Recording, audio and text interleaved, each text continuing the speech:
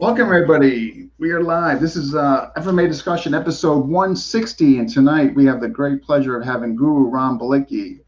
And this is somebody we've been trying to get on, but due to his busy schedule and all that, and he finally agreed to come on. So we're very appreciative, and we're looking forward to this. And again, I thank you for coming on. I appreciate it. No, thanks for having me. I appreciate it. Yeah. I've been watching a lot of your interviews. Not 160 of them, but No. Yeah.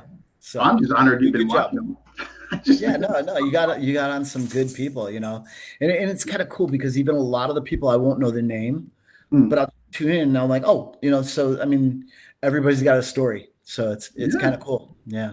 We're just again, when I indicated a little yesterday, like you get big names on, and and I definitely want to do that. I mean, obviously they deserve to be heard, but I also get people that don't necessarily have a big name, but they're doing really good stuff and to be heard. And the whole thing is to get us, FMA, just more attention, exposure, a voice, per se. Totally agree. Yeah. And thus far, it's going. Yeah, it's cool. No, you're doing a good job. So keep doing it. Don't stop. We need you I out appreciate there. it. Yeah, we'll hit the 200 mark, and then if all things are still going strong, and then we'll. So, yesterday you touched on it, the 100 mark versus the 200 mark. Yeah. What are you going to assess different between the two? Oh, that's such a good question. I'm glad. Wow. So what I assessed at the 100 mark was, because when I first got into it, I didn't think anybody was going to listen to me. I had no experience. I was just going, taking a chance, and who the hell is Dean Franco? So slowly but surely, then we got around 100. It was momentum. So my goal at 100 was like, okay, I'm seeing an increase in momentum. I'm seeing the increase in group members go. So now at the 200 mark, I think my goals will be getting into more theme-oriented, like, hey, what do you think about attribute development versus drills? Just for an example, thinking out loud, what I mean? So more theme.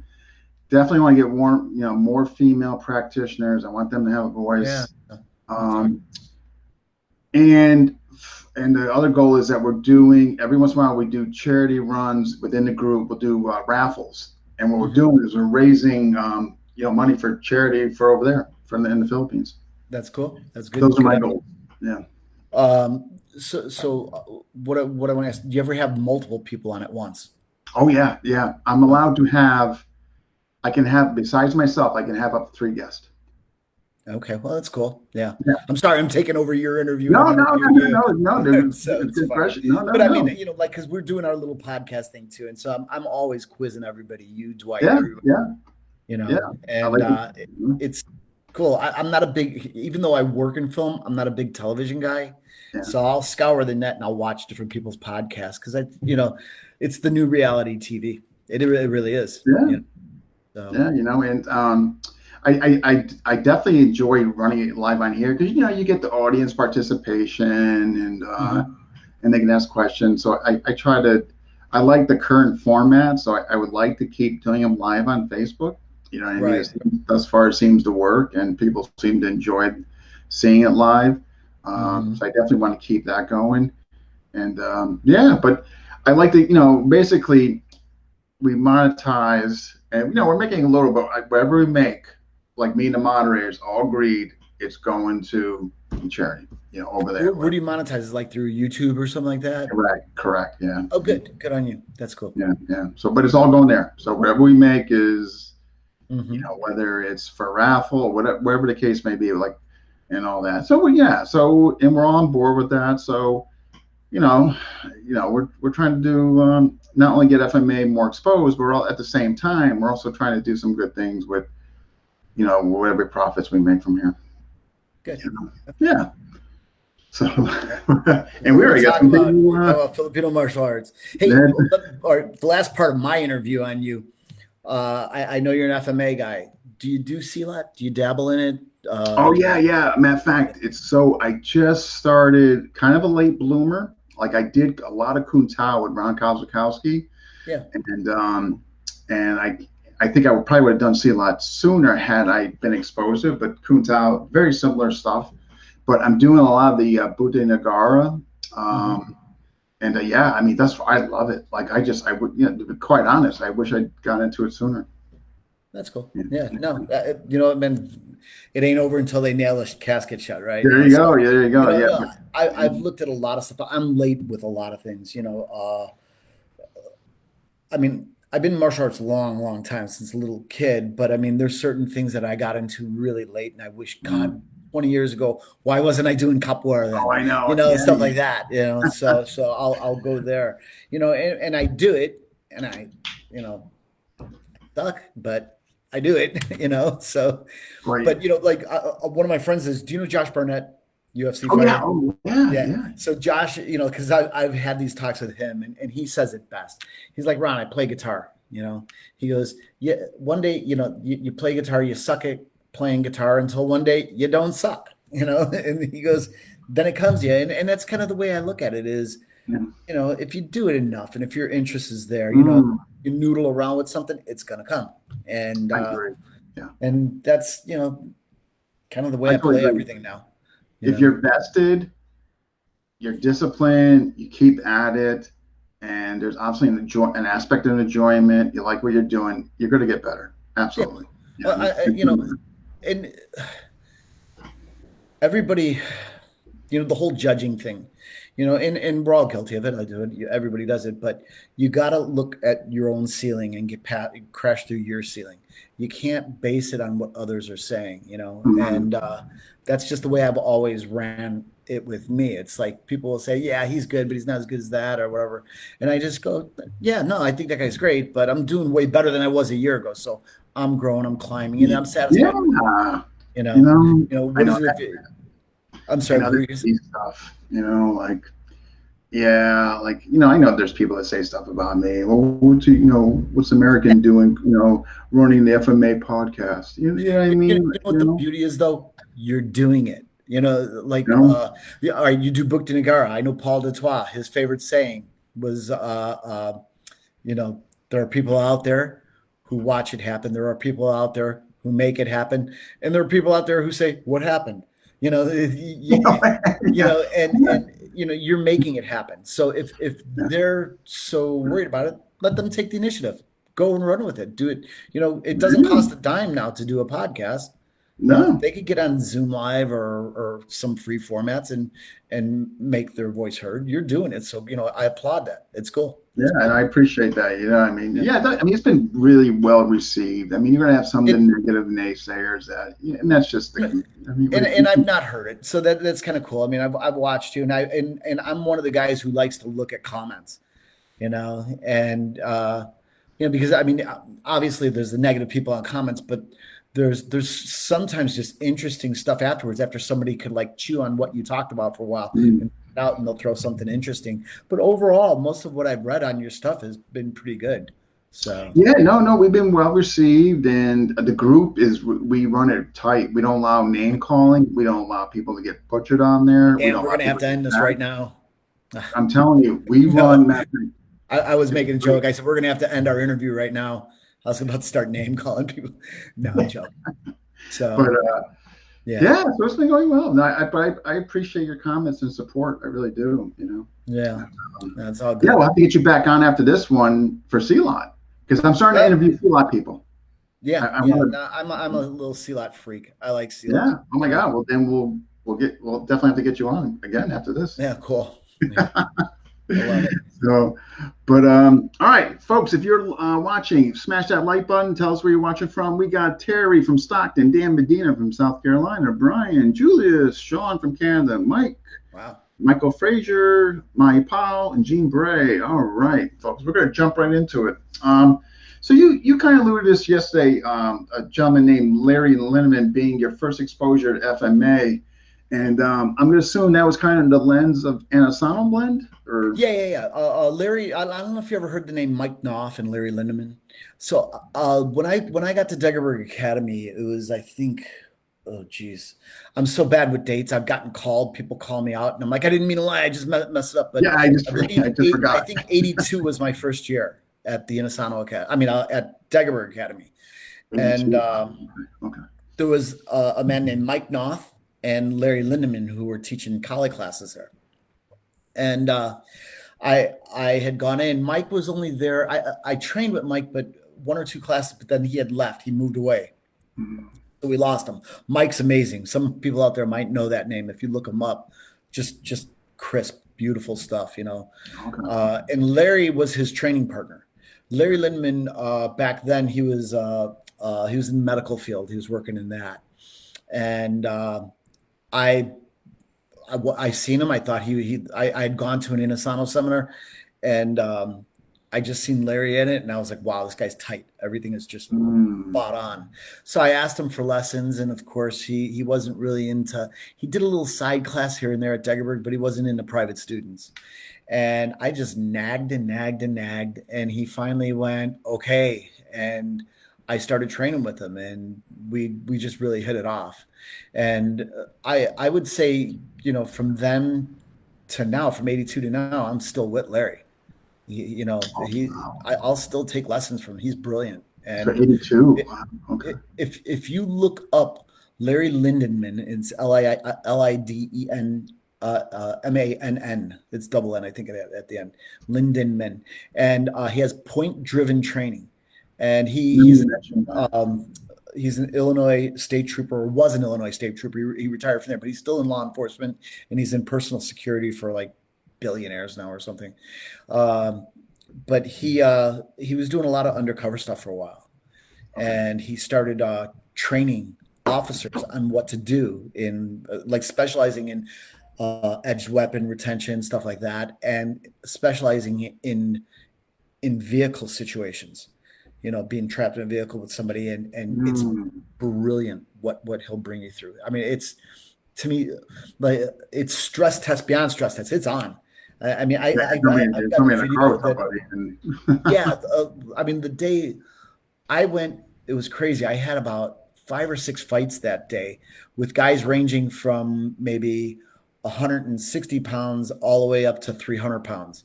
And what you do in a car, even against a 300 pounder, you got think of 3D wrestling. You could use the roof of the car. You could get yeah, your rear end against the maybe windshield and in push. his You could. head or It's crazy, and it was so much fun. Everybody had fun, even if you lost. It was fun. yeah, You you're know, I coming mean, from learning. I mean, the experience alone, you know. yeah, yeah. Like I said, we had a couple undercover officers, and at the end of it, they were like, "I've done this job for one of them." I remember him saying that 17 years. That kind of like hit me. He's like, "I've been undercover cop for 17 years." He goes, and I thought I had a plan, you know, and you know, Mm. it was a big eye opener. You know, Especially with it night really was. wrestling, And man. and after every fight, he would say, "All right, let's do a breakdown. Let's assess what happened." And then he would talk about this, you know, and everybody had an idea. We had some Brazilian jiu-jitsu guys, we had shoot wrestlers there. All that stuff was pretty much out the door. It really, really was. I, You I, weren't I gonna believe follow it. somebody No, in a I backseat of believe the it. car, Yeah. you know, and it was just a way a different way of thinking. And I mean, there's a couple of tricks that I had that I was lucky enough to, you know, I mean, because I trained with Larry. So I was with him, and he had told me one or two things. Other than that, I had no idea what he was going to teach. And I just, so I'm going to apply those one or two things. Yeah. And the outcome really came. And I'll give away one of them. And it's really crazy. I don't care if you're in a bench seat or a back seat, or if you have a center console between you guys.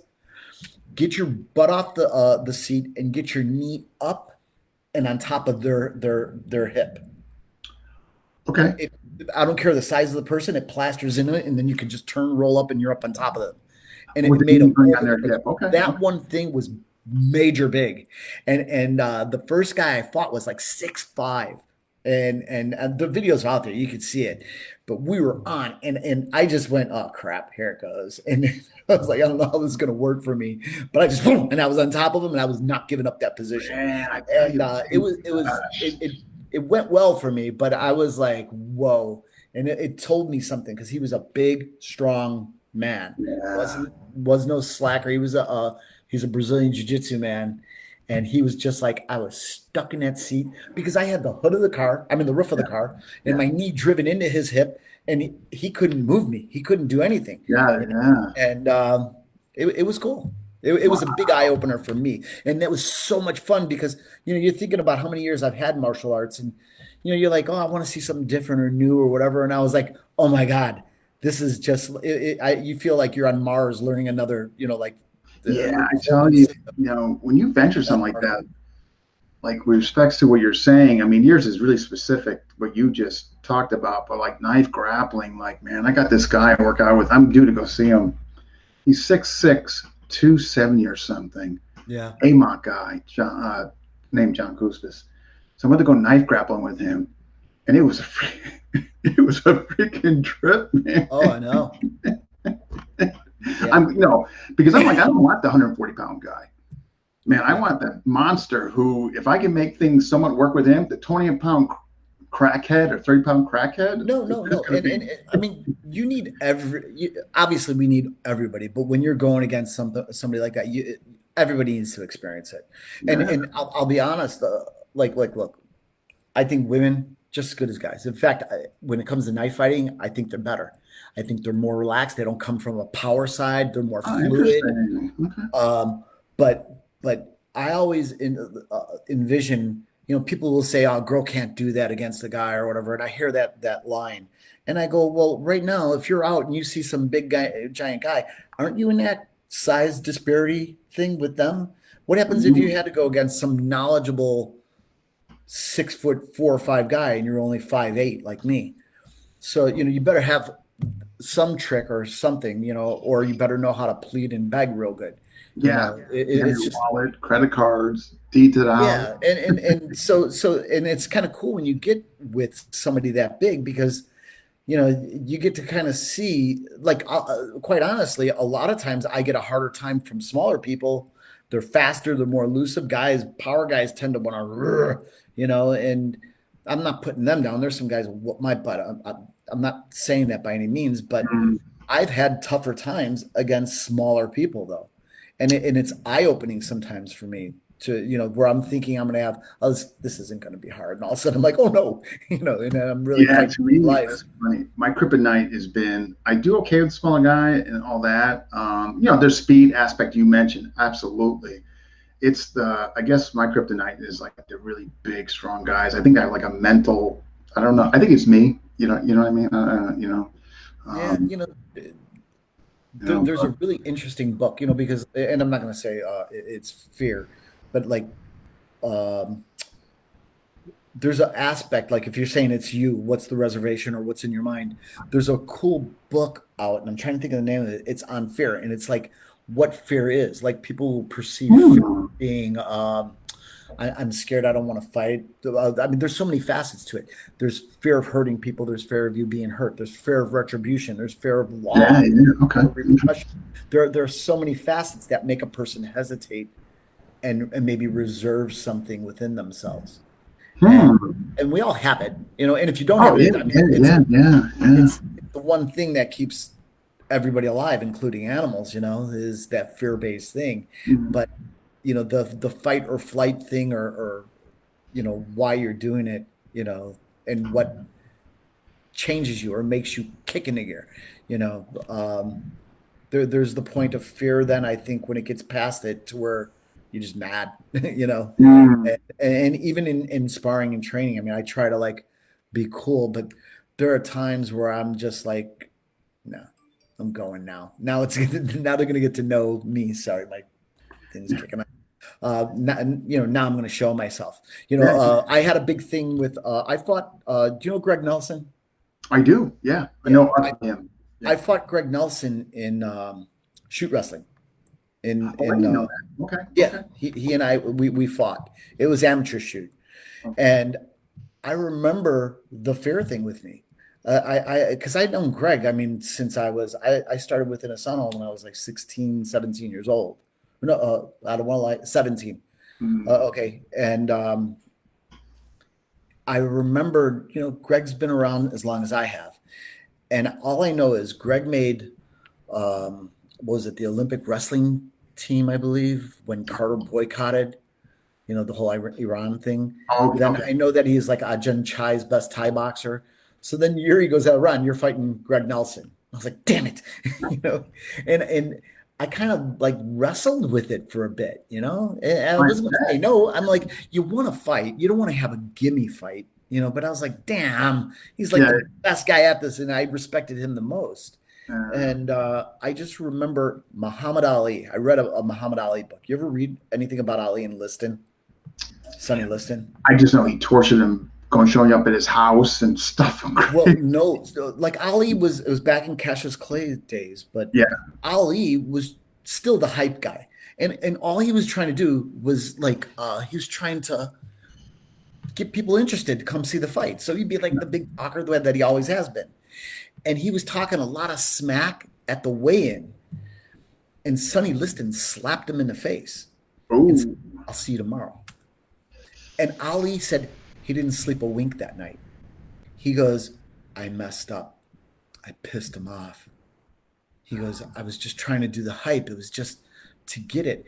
And he said he went over every scenario. Maybe I should apologize. Maybe I should go easy. Maybe I should do this. Maybe I should do that. And he said the whole night he was like, damn it, till the next morning, he went from being like, oh no, what I do to I'll kill this guy. He was so upset that guy got into his head so bad. okay. That's why when you see the fight and you'll see the end when Liston goes down and Ali's there, Ali was like going, because he was so frustrated because of what Liston had done.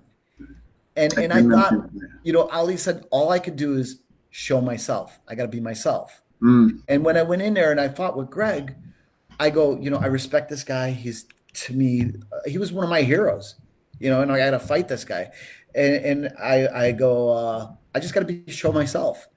So it was only a 3-round fight, but I figured, all right, let's get on with it. So it's funny, after the fight, we fought to a draw, by the way. Both our hands were raised at the end. It was a draw. And okay. so he and I went out afterwards. We all went out, but we're like talking. And he goes, I was wondering how I was going to do the first round with you. I'm like, I'm going to do it like this because I just came swinging. I figured, and he goes, a lot of people will be methodic and build a momentum, feel you out. I went, I'm just going to show him I'm here. You just got to let it go. Yeah. And I came out swinging. So Greg was like, it's on, let's go. And we tore each other up. It was a lot of fun. And I always tell this story. Greg, it was back when we had nothing. I mean, we weren't just coming up with martial arts. We were okay, I guess, people knew us, but we were broke, So I had a little apartment and I lived with Joel Clark, who assists Guro Ron a lot now. And that Joel? Oh, okay. Yeah. So this is after Larry Hartzell. I lived with Larry Hartzell. Then I moved in with Joel and Mike Mukatis. I don't know if you know Mike. From the Inosanto Academy. Look him up. Mike's big in the movie industry, big stuntman, amazing guy. But it was the three of us living together. So Dave and Dave Leach, Dave Leach? That name I've heard of. Yeah, he's the director of Atomic Blonde. I sent you a picture of him. There's a picture of myself training with Guro Ron, and there's a guy there. That's the director of Deadpool 2 and Atomic Blonde. Okay. Dave Leach. Okay. So Dave Leach and Greg Nelson came out to fight in the shoot tournament, and they didn't have anywhere to live or stay. And I think money was an issue, so they moved in with us. So Greg and I have to fight at the end of the week, and we're rooming with each other. And it made a really, really interesting week. I mean, all week long, I'm like, when we cook for you, he's like, no, that's okay. I think I went as far as like making a little cassette going, I can't win. I'm not going to make it. And like while he's sleeping, I put it on. Funny. It was cool. It was a fun time. Wow. Just going through that. And, Greg's gone on to, I mean, he's amazing. He's brilliant. He's in Minnesota now, Minneapolis, right? Well, he's always been there, but I mean, if you know his story, he almost passed away. Greg was telling me that. Like, I had no idea. I mean, and now he's been with Sean Shirk, Brock Lesnar. Can't think of her name. The UFC fighter with the real short hair, the girl. Why can't I think of her name? I had it. I'll remember after we hang up. But anyway, he trains a lot of UFC fighters, and he's knocking it out of the park now. Yeah, the guy's rocking. Well, good for him. I mean, a guy he is associated with. I just had on recently, and I can't believe I'm running to the thing. So yeah, I mean, somebody Rose, the fighter. Rose, yeah, Rose. Yeah. Yep. Yeah. Thank you, Brian. God, I felt so bad. And and this guy he's part of Greg's, his gym there. He's more of a gun guy. Okay. And all that, and but I guess he brings a nice aspect to what they're doing and all that, and Yep. he spoke really highly of Greg and all that. But Todd Fossey, Okay. um, and yeah, it was interesting, and all that. So then I know you mentioned Larry. So at what point, I guess, did you make the big move and you want to go to be a full-time student in the academy? I mean, what happened Well, there? you know, Larry and I started training together, and it was I was years in with Larry, and it got to the point where we were, I'll always acknowledge he's my teacher, but we were like training partners also. So we developed a good system between the two of us. We'd go to a seminar, and one person would like just watch intent on everything, like Guro Ron or whoever we went to see, what they were doing, while the other guy would be like scribbling notes, and we'd switch off. And we had this good thing going, and it was really unique because a lot of times we'd go back and we'd train it, and Inosanto was our big core, you know that. So I would go back and we'd go, "Hey, Guru, is this right?" And he would look at it and go, he'll never say you're wrong. First off, he'll say, "Oh, you could do it that way," and that means we're not Yeah, doing yeah, it the you way we could do want it it. that way, but You can do it that way too. It's like my big saying is, yeah, just like that, but totally different. yeah. That's what I'll tell my students. They always look at me. But but the cool thing we found out is, even if we did it wrong and we developed something, we were creating. And Mm. Inosanto will go, "I never thought about doing it that way," or he will, "Yeah, I've trained it that way too." And we're like, we just guessed it this way, and it really, it to me, it crossed the border from martial copy to martial arts. We Mm. all copy, and Yeah. we all want to like look like everybody wants to look like Bruce Lee. I do. I'm not him. I can't. Yeah. I want to look like Inosanto. I can't. I don't have all his attributes. He doesn't Mm. have all mine either. So I've got to develop this art in my way and make it my own. Sure. And and that to me is the martial art. I always use the martial copy thing because, we'll all do a kata and it's going to look just like our instructor or really resemble it. But if you fight, I find that, there's always going to be a tell of what camp you came from. Mm. But you're going to have your own little favorites, and you're going to kind of create this thing and make it your own. Yeah. And Yeah. my son Zachary fences, and he'll do something and it's really unorthodox because he's got so much of me or Guro Ron in him, and they'll say, "You're not doing it right," but he's like, "But I just won," Yeah. and he'll come up to me and he'll say, "Should I change it?" And I go, "No, that's the guy you fought. Listen to your instructor." And I try to stay out of it with him. The Mm. whole father-son dynamic. I'm not a great fencer. I do it, but I'm not great. I'm not good enough at all to say yes or I've always no. been But intrigued by I'll just say, I'm sorry. I've always I been didn't hear you. intrigued by it.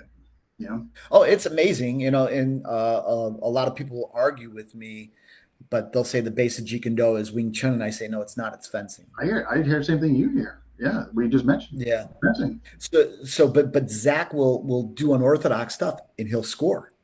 And Mm. it's really cool. Like we're talking about in Asano. One day, Diana said, "Dad, Zach's fencing. Can you show him some stuff?" He had come by the house, and I think there's some photos up. You'll see of those two. This is like probably 5, 6 years ago. Zach was probably a 10, 11, or 12 or something in it. He just hit 18 now, but Guro Ron starts going, "This is the Italian grip. Do this because of this. Mm. This is a Hungarian, and the Romanians like to do this." And I'm like watching, go, "Wow, really?" So I run to YouTube and I type like Hungarian fencing, and I'm going, "Son of a gun, he's exactly right. The guy Wow. is that walking dictionary." It just blows me away sometimes. And he didn't prep for this. He didn't know Diana was going to ask him.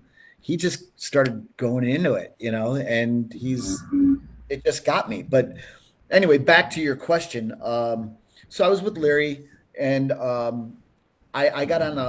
I became a deputy sheriff, Cook County deputy sheriff, and a year or two later, Larry got on Illinois State Troopers, and so his work was pulling him way away. We were seeing less and less of each other. Well, I So didn't I know he started was in taking. Illinois. I had no idea. Yeah, Oh yeah, I'm from Chicago, born and raised. No, I know you were, but I had no idea Larry was Oh, had. Larry is too. Yeah, yeah, yeah, Oh, I had no idea. Okay. yeah. So Larry, we were seeing less and less of each other. I ended up taking over the class for him, and that he had at Edgar Academy, and we would still get together and train, but it just wasn't like we were bound at the hip for a long time, Mm. and in fact. This went over really well. He got married, went on his honeymoon. When he got back, he cut out with me to go to the Brasstown camp with Guro Ron. You know what I mean? It's like his wife wasn't real happy with either one of us back then. It's kind of funny. But Lisa's great. But I mean, she's like, we just got married. You're going away, Yeah, So, you're taking off. but so I took over the whole Inosanto thing, and I wasn't real happy in Chicago, like with work and stuff. It wasn't going, everything wasn't going the way I wanted, and I just talked to Inosanto, and he goes, you could always leave and come and teach at my school, And I went, Sold. oh, yeah. So, I remember my father, he looked at me and he just was like, I mean, I don't know how your relationship are with your folks, but my dad just looked at me with the most disappointment. He goes, you know how hard it was for you? You worked so hard to get on that department. Mm. You're going to quit it to go do martial arts. And he just gave me that. Ugh. And I was like, And like, I just so disappointed him. But I did it anyway. I went, moved out here. Years later, my dad said, good decision. You made the right decision. yeah, right. How could he not? But he was scared for me, he knew that the department meant a lot to me at that time, but I just wasn't happy. And Chicago could be a very political town. And I was stationed right in Chicago right at that time. And it was, it was just so political. And I wasn't in for it, and I didn't want to be a part of it.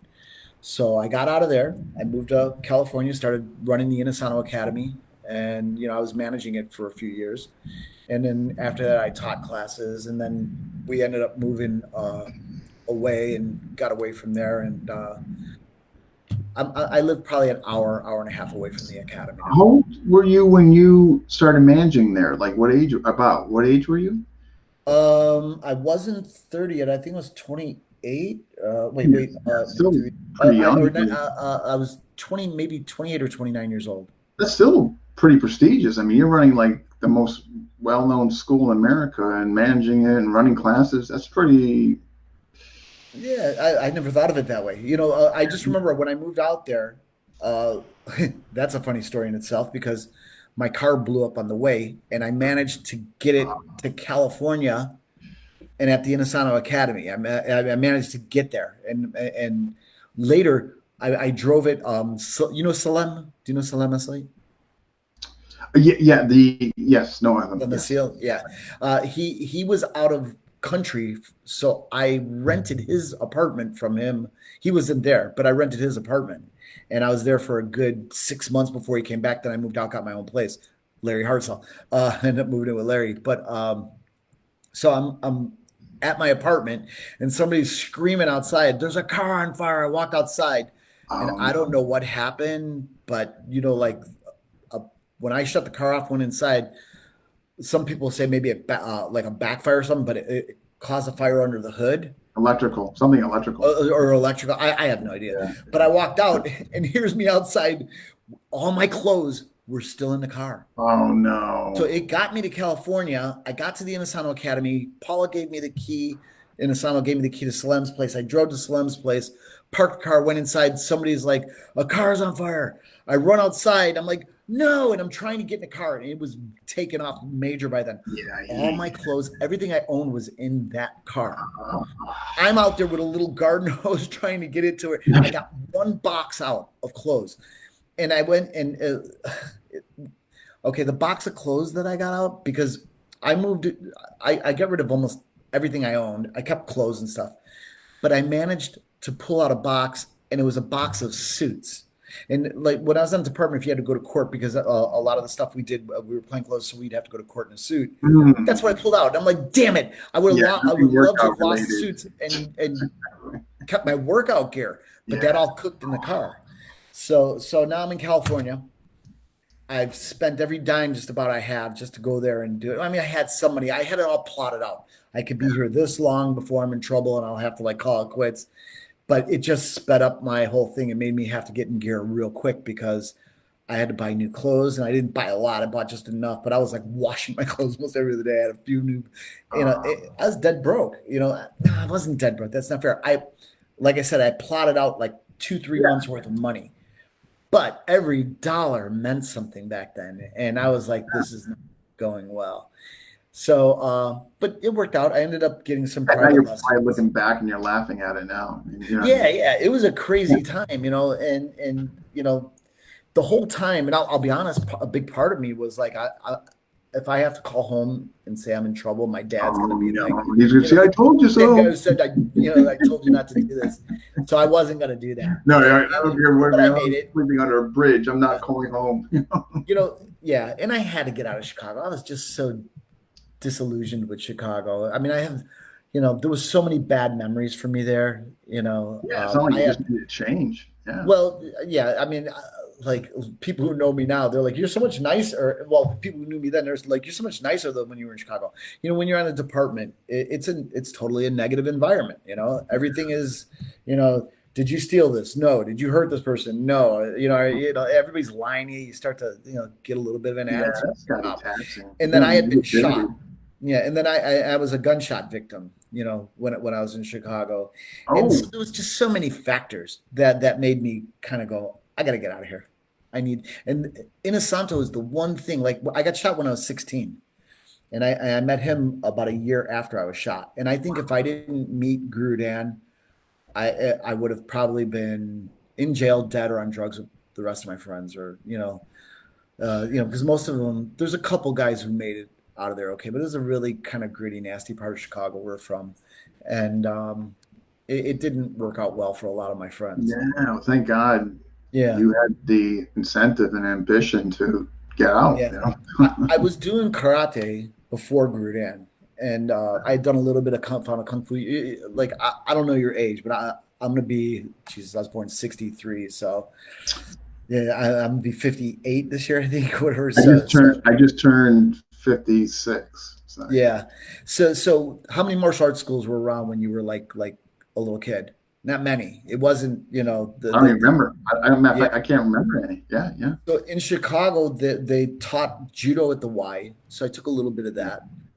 Then there was a guy in my neighborhood who knew karate out of his garage. He would teach us kids. And we were doing that. And then I had found a karate school. Oh, I found a school once. I went for like a month and then it closed. I was like, damn.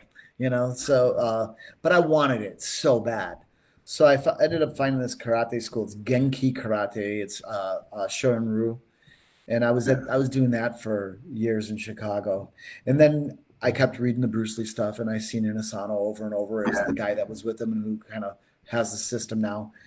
And I remember, I talked about this yesterday. I ended up calling there, and they're like, he goes to Chicago. He's going to be there. So I went, and I thought he was going to be so impressed with me. I thought, I'm good. Look, and it was pretty much like, get out of here, kid. He was extremely kind, but there was 50 other guys who thought that they were going to be the same thing. I was right. Yeah. So I just did that, and wow. stayed with them. Yeah. So he must. So when you, you're obviously trained with them. So when you when you were teaching at school, you were taking his classes as well, correct? Oh yeah. It ended up, I did fairly well picking up privates right away, which I didn't think I was gonna, because I thought the cream of the crop here in California. But quite honestly, a lot of the seminar people are really, really, and I don't want to put down guys at the Inosanto Academy. There's some amazing guys, but there's a lot of newbies, and you think everybody there is going to be just top notch, and it's really not that way. So there was a lot of green people there who didn't have a lot of experience, and right away off the bat, she gave me the keys that day. My truck burned up, but I had keys to the school, so I was opening it every morning right away. It rubbed some people wrong. They're like, this guy's brand new here, and why is he managing it? And I've gone to California a bunch of times to train with them when I lived in Chicago, but a lot of people didn't know this face.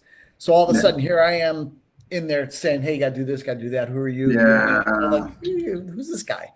So I think it rubs some people wrong, but she told me to do it. I didn't care. Yeah, yeah. I was Look, I doing mean, what now I you look wanted. back and like, oh, well, So that's I had picked up some privates and I started teaching classes like from day one. So I remember my first day there. I think I got there on a Friday. Saturday morning, I took shoot wrestling class with Yuri Nakamura. The next day, I think my truck, that whole adventure. But it ended up, I would get there in the morning. I'd teach privates. Then I would mm, open the school to the public, and because I had some guys who would train me before they go to work. Then I would teach a class. Eric Paulson would come in and teach a class, or Dan McCarroll, or Chad Stahelski, or Freddie Ginn, or God, who are the other guys that were there? There was a lot of other guys that are since moved on. But if I'm sitting there, I would jump in their classes. I didn't care. Like sure. I've always seen that too. It's like people who won't train with others because I'm that good or whatever. And I just went, I'm here. I'm training. So Yeah, I'd you're jump in and there. I'd work out with whoever was working out, and take the class. So I would work out all morning, go get something to eat, maybe a little break off here or there for, because nothing was going on or nobody around, or I'd go and hit bags. Then the evening classes would come in. If it was like a Monday night, there was like people who taught, either Freddie Jen or something, I would take his class. But then on Tuesdays and Thursdays and Wednesday mornings, Guro Ron taught. So Mm, I wasn't missing it. And he taught 4 classes in a row. So I'd stay for all 4 classes. There were days I got to that academy at probably 5, 6 in the morning because I'd teach privates. okay. Uh, then by like 8, 9 o'clock, they had morning classes, like pre-work classes, like people who want to get a workout before they go into the job, their Okay. normal. And then there'd be some classes sporadically through the day, and then in the evening it would be booked out all the way, and we'd close the school at I think the last class ended at 9 o'clock, and then I'd Mm, lock the school up, and that was every day. And then on the weekends, Joe Clark, Mike Mikadas, we'd be in there and just work out on our own. okay. And on Saturdays I had Yuri Nakamura. Then I had Paul Dutoit on Saturdays, and then Oh, wow. when Purunguru Edgar was alive, I had him. And so it was pretty much a 7-day a week venture with me, you know. With And those names though you just mentioned, man, that's like all. I mean, that's like all stars. You're going. You know what I mean? yeah, and then there's like Savat Nikolai Sunyak. I don't know if you know that name, or That sounds Salamasia. familiar. Yeah. Yeah, Nikolai's amazing. So I was training with those guys. I mean, there were a lot of other guys, and I miss it so much, man. And Oh, everybody I yeah. talk to, everybody who was there with me, like I'll get with Paulson, he'll be like, "Remember, it was so much fun," because on Tuesdays and Thursdays, Guru would teach at night, but there would be that lull. Nikolai Sunyak would come in, and it would be Nikolai Sunyak, Lucia Riker. Do you know who Lucia is? You know Lucia. We talked about her. I mentioned yesterday. You ever see Million Dollar Baby? Yes. Yes. Yes. The girl who breaks Hillary Swank's neck, Billy Blue Bear. Oh, That's Lucia Riker. So it would be Nikolai, Lucia Riker, Chad Stahelski, Eric Paulson, Mike Mikadas, Joe Clark, this guy, I don't know if you know, John Spazzano, and myself. And we would beat the snot out of each other for a couple hours. All we would do is just glove up, and we were in the ring. And we were like, everybody would like, all right, do a round with this person, switch. Everybody swap partners. So everybody's fighting to everybody. And it was our bi-weekly thing. And I'll tell you, so much learning in that, and I can only it imagine. rocked. Yeah, it was just on, Yeah, and it was great because like everybody there was really, you felt safe with them. Like they'll take the mm, shot, they'll hit you, but when they could take a kill, they weren't doing it. And yeah, yeah. They that went out to hurt. Yeah, you're not out to like snap somebody, because you need them. They're your yeah, training partners, but we yeah. give it Right. You're to not each other. doing much. But we were pressure testing everything. If you wanted to see if something worked, we were throwing it in that ring then. And Mm, I just remember just thinking, all right, I seen something in Gen Fan. I want to see how it can be applied. I seen something in Filipino martial arts. I want to see how I can apply it, or mm. Silat, or Thai, give whatever art. We go in there, and I wouldn't tell people what I was doing. I would just try to put Yeah. that Right. pressure on and get it. And then you get your ass handed to yourself a lot, But you're but then trying all to of a get sudden your it's like family. Josh with the guitar. You suck, you suck, you suck. Ooh, it worked. And I would Yeah. And then start all to of a sudden figure you out, don't oh, suck if I anymore. do this, Yeah. I could get that. And it really, really made a difference in the fight, or in testing it. Man, we got a crew here for you, Guro Ron. We got John, we got Brian, Jeremy, jumping in, Thomas Spania, Sean, Mark Taylor, and Paul. Wow, a bunch of people watching. So, Mark okay, rocks. so you're there. When did you first? What's that? I said Mark Taylor rocks. So, It's my Mark Taylor who trains with me out of Nevada. yeah. He takes Piper. Really good. Yeah, Piper from me. He's a good guy. Good Oh, I guy. know Piper. Yeah, Piper system. Yeah. That's cool. And yeah, really good guy. Yeah. So when you're there, what led to you? Obviously, I mean, Guru Dan's bringing in, freaking rock stars in there. When did you get, I guess, exposed to PJ Edgar? Was it through a seminar that he came in? That was in Chicago. So when I was living in Chicago, I was obviously I was with Guru Dan, and I was teaching in Chicago and in Berwyn, Illinois. So I would teach at Fred Degerberg's place, and I was teaching at a school, a karate school in Berwyn, Illinois. And I remember Guru Dan saying, excuse me, he came up to me, he goes, I'm having this guy in. He goes, excuse me, dry throat. This always happens to me. I should have had water available. Sorry about that. He said, I'm training with this man from the Philippines. His name's Edgar Sulite. He said, you should train with him, Ron. And I said, is he coming to Chicago? He goes, no, but you could have him. And I went, okay. And I had no school. I was teaching at people's schools. So I ended up, somehow he gave me his information, Guru Dan did, and I called up Punam Guru. And I asked him, what would it cost me to get to you? And I had an okay job, and he said, I wasn't rich, but, I was working in the sheriff's department. And he said, well, if you want to have me in, he charged like $500 for the weekend. And even back then, 500, it was a good chunk, but it wasn't like today. And he goes, and give me the tickets. Yeah. So I went and I talked to Larry Lindemann. I said, I'm going to do this. And he's like, all right. He goes, I'll help or whatever. And I think he might even help me a little bit with money to get him in. But we had Punam Guru in, and I remember going to O'Hare Airport to pick him up. And he gets out the plane. And have you ever trained with him? With Punam Guru Edgar? No, and I so regret, because when he was going to Rick Tucci's, I could have gone down there to New Jersey from Connecticut. I regret. He was probably, for those of you out there that train with him, I might be wrong on height, but maybe 5'2". He wasn't very tall. So I looked and I was like, small, but this is stupid Ron time, And so we picked him up, and he was really nice and cordial and friendly, and we talked for a while, and we got him on a Friday night. He's going to teach Saturday, Sunday. I'm going to send him home Monday. So he said, do you want to train a little bit? And we said, yeah. So we brought him back to the school, and he whooped my ass, because Punam Guru, he'll show you some techniques, but he's like, now we spar. And back then, his soft sticks were rattan sticks with some foam and duct tape or whatever, or electrical tape type. And he thumped me from one end of the room to the other, and I loved it. I was just sold, because I trained, and I'm not putting anything against Guru Dan, but sure, Punam Guru, his attitude was way more like mine about let's mix it up. And Guru Dan could be that way too. I mean, I've been lucky enough to have done a little bit of sparring stuff with Guru Dan, but he's my instructor, and I look at him.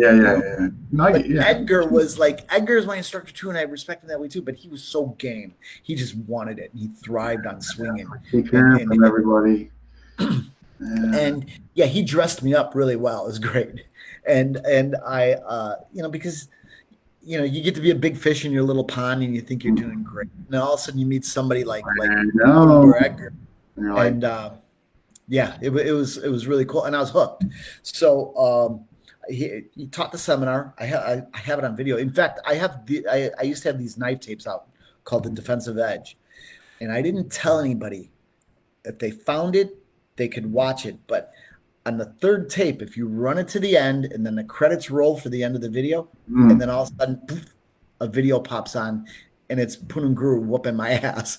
It's fun, Oh, no and kidding. Wow. Okay. Okay. yeah, it's kind of cool. And he just like he would play with me and let me think that I was starting to do good, and then he would just light me up, and then he would go back to like just awesome the way he handled everything. I loved it. I just, man, I hear this from everybody. I mean, if you're alluding to it, Roger Agulis, who I do some online training with, Dave, who I see in person, but last year with this miserable situation we've been in, and just his non-tell, the power he could generate from his broken strikes here, just unbelievable. Just in all fairness, he's not just Filipino martial arts.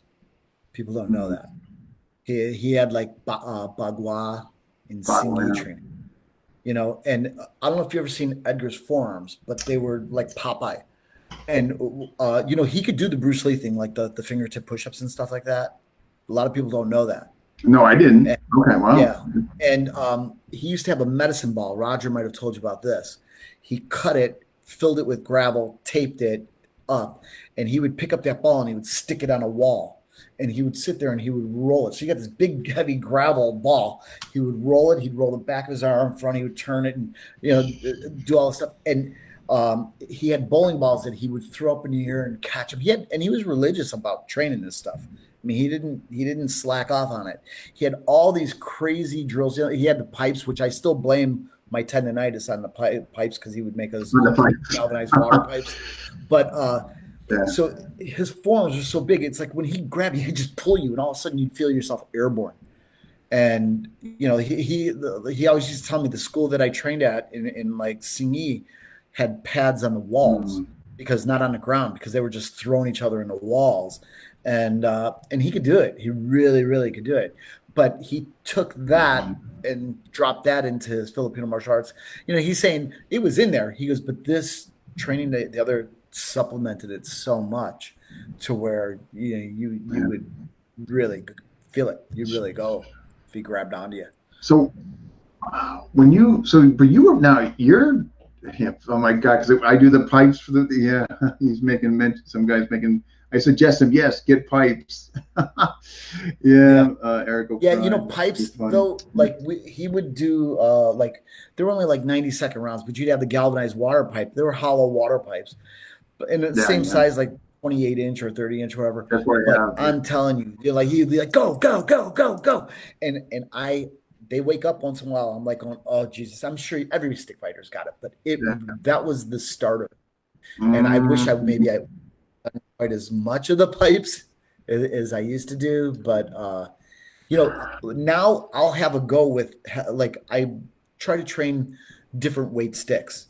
Like I'll have light sticks that buzz them, then I'll have heavier sticks on some days. Then I don't think sticking to that heavy weight all the time is I mix it up too. I think it's just healthier for your body. Yeah, I agree. Before you end up like you need it, like light boxing days, heavy boxing days. Same thing. That's another thing. When you were by Guro, and if you're in the backyard, you were sparring all the time. That's what I want to get. Wow.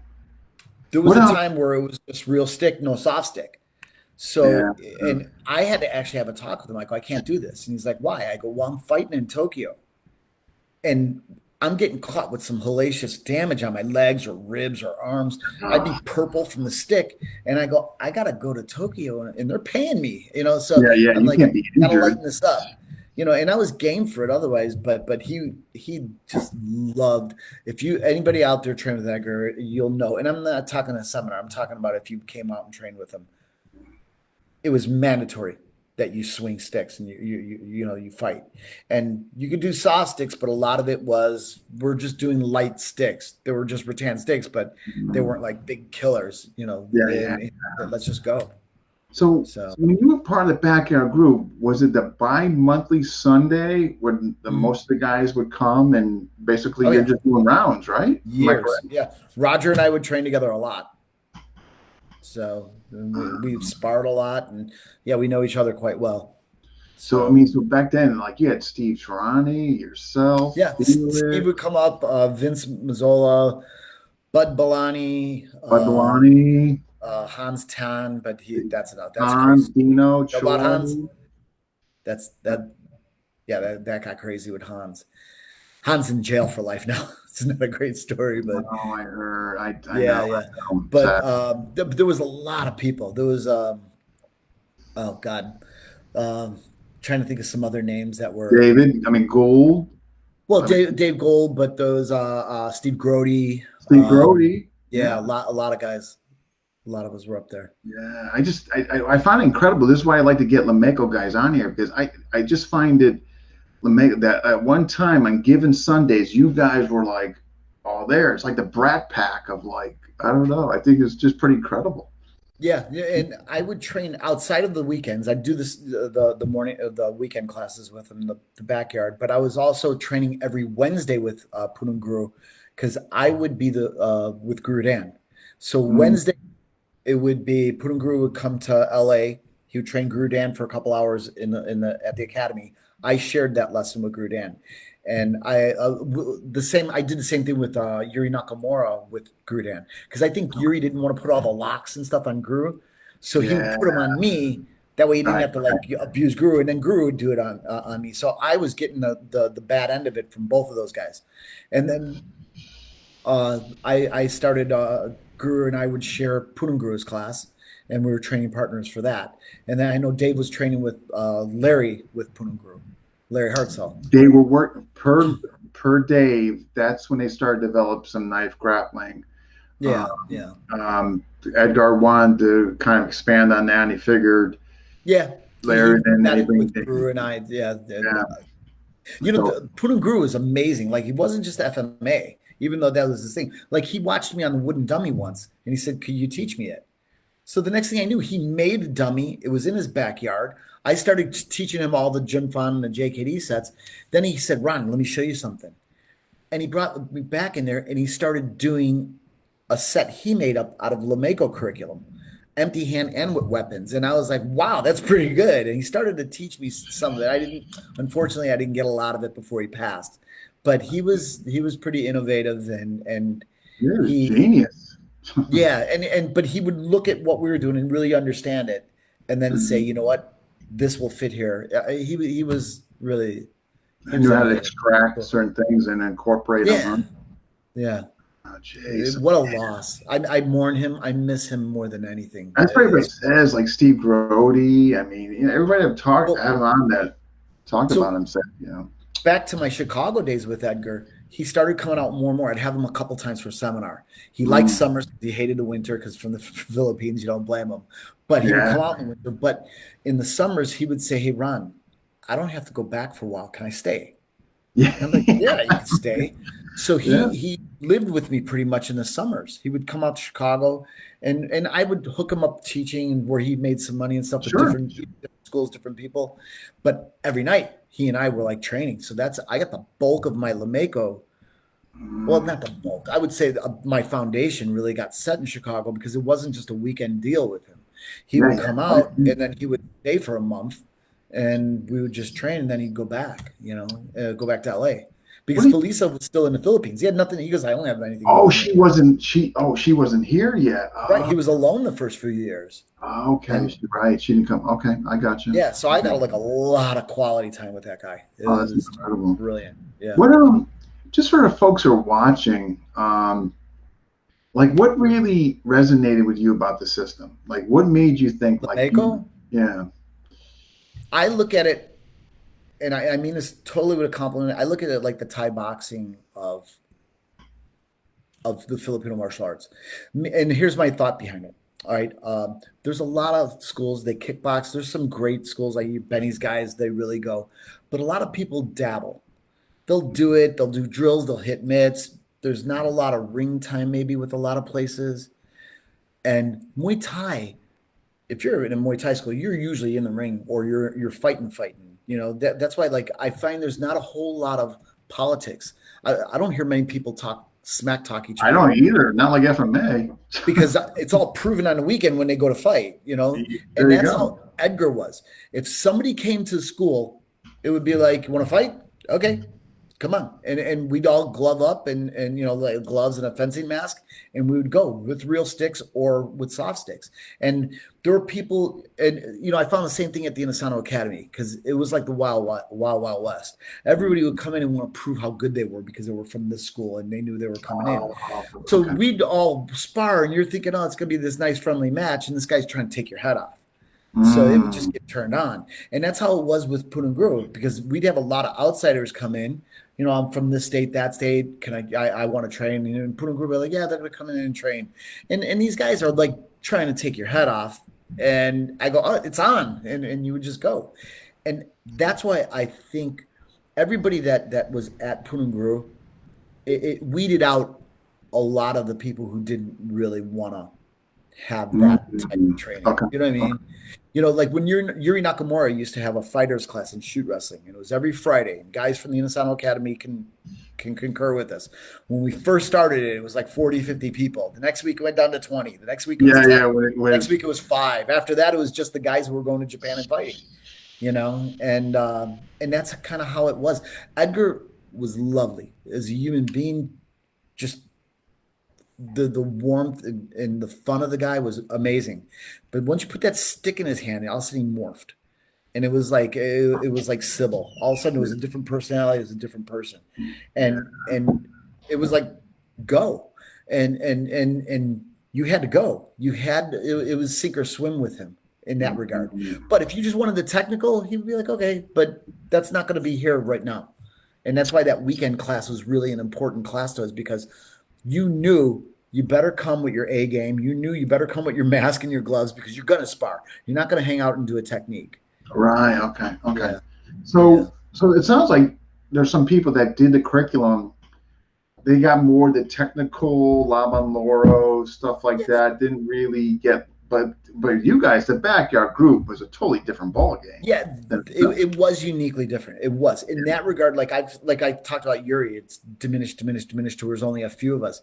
With Pununguru Edgar's class, you would see, God, how many of us were there? I bet you there was a dozen of us, and everybody knew if you came, you're sparring, and we were all there every weekend.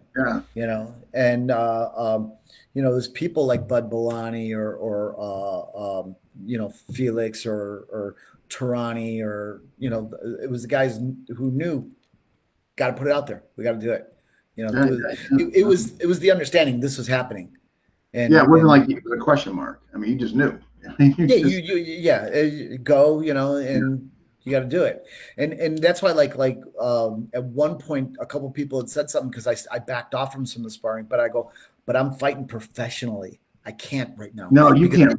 You can't. I get hit with the stick sometimes, and it would take me a good month for the color to go away. No. And I go, so when it was fight time, I would have to slack back. When I knew I was going to get ready to go to Japan to fight. But otherwise, I was always game to fight. Oh, I was still game to fight. I love fighting. I just like, the adrenaline rush of it. Yeah. It's either in you or it's not. You know what I mean? Wow, that's just fascinating. Everybody I talked to, it just sounds like it was a glorious time that will never just be replicated. And what's different about it is it's like, I know, like, if you got whacked really good, you'd be like, oh, that was good. I'm going to get you back. But it was good, but it was on. Yeah. I mean, it wasn't resentment. It wasn't an animosity. Yeah. It was like, damn it. You got me so good. I was so great. But you knew. And they knew. Everybody knew. Everybody knew, like, you're going to get served sooner or later, Yeah. But what is it? It's better to give than receive. I'm sorry. What did you say? Oh, I'm sorry. You guys had Dog Brothers coming there too, and all. Yeah, that. Mark Denny would be coming up there too. Yeah, so I've fought Mark a bunch. Everybody. So it was cool. I've never seen another camp like it since. I know Leo Guy. He makes his guys fight and everything, and I've trained with Leo. It's great. It just Edgar was a little bit different. He was, I just loved it. I hear that from everybody. It just was different with him. You know what I mean? It just was a special thing, just never to be replicated again. No, I crave it. It's my heroine. I wish I could find something like that again. That's what I hear that too. You know what I mean? You know, Yeah. man. Did you when you were doing it? Did you? I mean, I know he gave everything. Did you like the compo aspect better, or did you like the KI, or all the above? I mean, would you? Yeah, for me, it's. I want you to think of this. It's when you go to school, you could specialize in math or English or Hmm. history, but you have to have all of them to make it through school. And there are some of the things that I've hated in school, I was horrible at, but Hmm. it's such a necessity that you force yourself to get it. And it's like I'll equate it to this: just simple footwork. Everybody hates doing footwork. You need it. You Yeah. have to have it. You better find a palatable way or something fun to do with it, because if you're going to do the art, that's part of it, or you'll suffer. Your Hmm. art your Greatly. art will suffer. So for me, I don't care what system he was drawing from at the time. It could have been Balicki or Dos Equipars or the Salute system or the Caballero system. You learn to just go, okay, why? It's there for a reason, and he had it in there because he was trying to push that to better you for whatever reason. Just get it, just do it, and Hmm. I loved all of it. To me, he was Edgar was different. He was a great fighter and a great teacher. And that's really hard to find. I've trained with some great fighters and I Yeah. see him do brilliant stuff. And I'm like, how did you do that? He goes, well, I just hit him. I go, I see you do Yeah. this. Yeah. He goes, Yeah. just hit Yeah. him. They can't articulate what they want out of you. No. No. I totally right. Guro Edgar could do that. He Yeah. could Yeah. break That's it down. true. You could go, I get it, you know, Hmm. and we need that. And he could tell you through a story. He could give you, like you know anything. He could explain like why you're doing something in the most unique ways to where you could just go, I get it, I get you, I Yeah. understand you. And I crave that, I miss that. And I mean, Guru Hmm. Dan's that way. He really is. Like, a lot of people only see the nice gentle Guru Dan at a seminar, but that guy trains like a fiend. And he's you know Oh, um, I've talked to so many people from his day, and they're like, the toughest guy that we knew in there was Inosanto. And mm, they Herb Jackson, before he died, he said Bruce Lee said if I had to go through a door with anybody, I'd want to be Inosanto. it So can be all the train. Yeah. Yeah. For yeah, sure. Everything's done. a I lot of mean, people don't know this, but Inosanto had to have plastic surgery, his eye, because of fighting. oh, I didn't. Oh, okay. Okay. Okay. His eye, he split his eye open and the eyelid. Like, but in the military, like, he joined in with a group before Bruce Lee. Mm, He and he had to. All of them fought all the time, and it was bare knuckled, and he ripped open that. Like, Guru Dan will go like, he was looking at my eyes. This one looks more Caucasian. This one looks more Asian, because where they had to fix it. oh You my know, gosh. Oh my yeah, gosh. Okay. and yeah. So he's but he went past that. To me, it's almost like Morai Yeshiba. Yeshiva, Aikido, the way of Okay. Yeah. gentle. Yeah. Okay. Yeah. Like, everybody wants to be like Morai Yeshiba, who does it Aikido, Yeah. but they didn't walk Yeshiva's walk. There was a Yeah. time Yeah. where he was bullied, beaten on. He was, went through all the stuff. He fought, and then he went to the gentle way and said, "I don't need this anymore." Right. But Right. they're trying to find the gentle way, and I'm not recommending people go out and kill each other or fight in the No. street. No. Yeah. But it's just, you gotta live your truth and walk your walk. And I think people like Inosanto came from a time where, in the martial arts, like Benny Akitas, you had to fight. That was part of it. If you didn't want to fight, then just go do something else. Martial art wasn't for Yeah. you. Yeah. Take another activity or something. But a lot Yeah. of what we do now out there is domesticated, where it No, it wasn't. totally is. I totally agree with you. I mean, I'm seeing FMA, and not just FMA, of course. I mean, yeah, Yeah, yeah. And I think it's going to get worse, unfortunately. I mean, yeah, but with Edgar, and if you talk, thing I talked to, I mean, that PJ Edgar's, his life wasn't easy. I mean, he had a tough time growing up over there in Mindanao and all that. I mean, from oh my yeah, understanding, he, went through his fair share. So I think you're right about that walk. You can't walk their walk. I mean, you didn't go through what they went through. You know what I mean? It's, Yeah. you know, He definitely didn't have it easy. I mean, I don't think any kid. Have you been to the Philippines? overdue. I I overdue. don't think even rich kids have it easy in the Philippines. It's tough. Yeah, Yeah. I was there for a month or so working on a film, and it's different. And I've been all over this planet, and the Philippines is a little bit different than everywhere I've been. You know, yeah, and, it's I love it, but it can be intense too. You know. yeah. I'm way. Yeah, it's that thing on the bucket list that has to get Yeah, you done got for to me. go. Yeah, You yeah. know. I know. I do. Yeah, I know. I know it's a 24-hour flight, but you gotta It's get it so done. worth it though, but it's not an easy life for a lot of people out there. No, And Guro didn't it's come from actually heartbreaking when I yeah, see what kind of. but it's a beautiful place though too. And the Yeah, people are amazing. When I was there, I was out there filming this movie, and I just remember they had us. We were in a beautiful hotel. I can't complain. I mean, we were at like the production company was at like a 4-star hotel.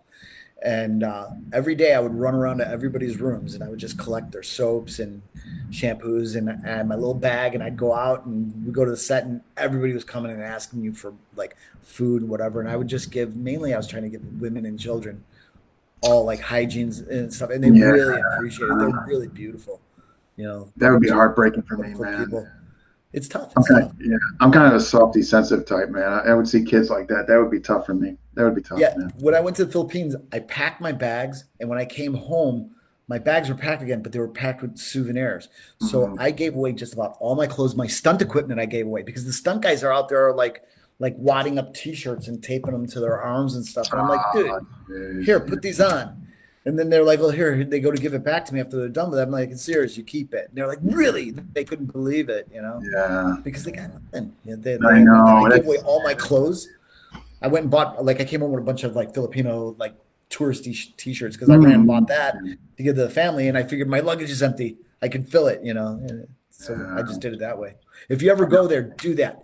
Bring clothes, even if it's like clothes that you go, "Oh, I don't know if I'm gonna, Oh, like I definitely. it's not I your know. best stuff. You might discard it because it means something to them, Oh no, and I'm gonna and go then home just broke. Yeah, give it to them. Grab souvenirs, come back, yeah, and I would say I'm so happy I definitely. did it. No, Yeah, I would definitely. I'm the type that does that. Yeah, I would go home with we like, my my wife and I did that today. Our whole big thing. We went to church this morning, and Diana made up a whole bunch of the whole homeless problem, but she made up hygiene yeah, kits.